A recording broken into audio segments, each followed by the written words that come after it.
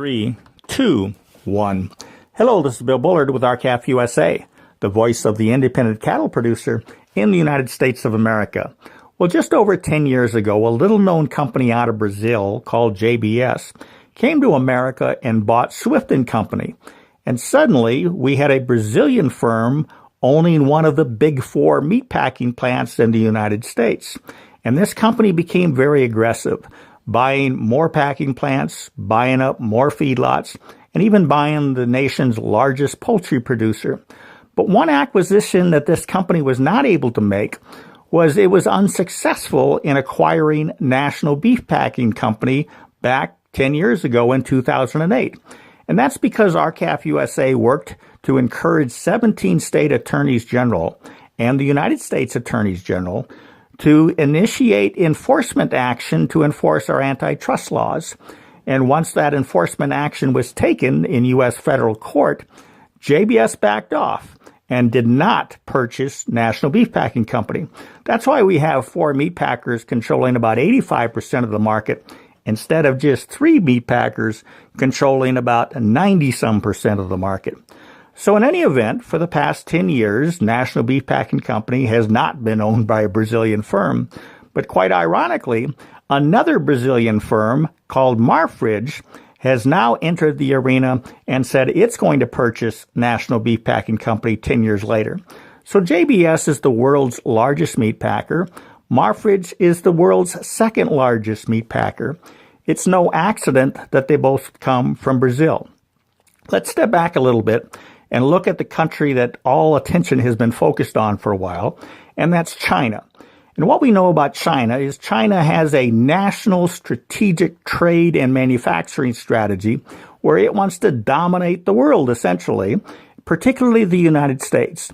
So it engages its state-owned enterprises, it devalues its currency, it provides massive subsidies, and it engages in intellectual property theft. And it does this to gain a competitive marketplace advantage in the global marketplace. And the United States, of course, has been a victim, and now we're accumulating about a $500 billion trade deficit with China. So what has happened in China is that the Chinese government has a very strategic plan to dominate the manufacturing sector in the globe. And now we shift attention to Brazil. Brazil is to agriculture what China is to the U.S. manufacturing industry.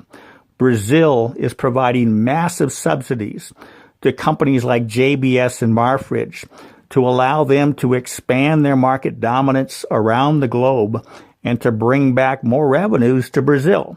So this is a strategic plan by the government of Brazil to take over the meatpacking industry in the United States. We think the Trump administration needs to step in and block this. We think there's an antitrust concern here, and that is that Marfrig and JBS will most likely give preference to Brazilian cattle producers and their beef rather than to United States cattle producers. You know, when these two Brazilian firms own 40% of our meatpacking industry in the United States, then our U.S. cattle producers suddenly become subservient to this developing country that has used its treasury to compete against American-owned companies. That is not competition. That's cheating, and we need to put a stop to it. So we have the Committee on Foreign Investment in the United States that reviews foreign direct investment proposals to determine if it affects our national security, our critical infrastructure in the United States.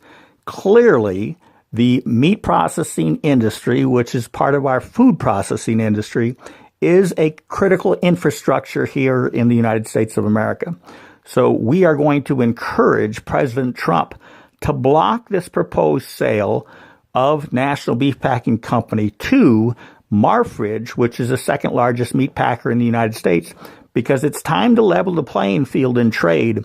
And it's time to stop those who are cheating in order to gain an artificial advantage. And that advantage will ultimately harm not just the cattle producers in the United States of America, but consumers as well. With that, we hope you have a productive week. Thank you and goodbye.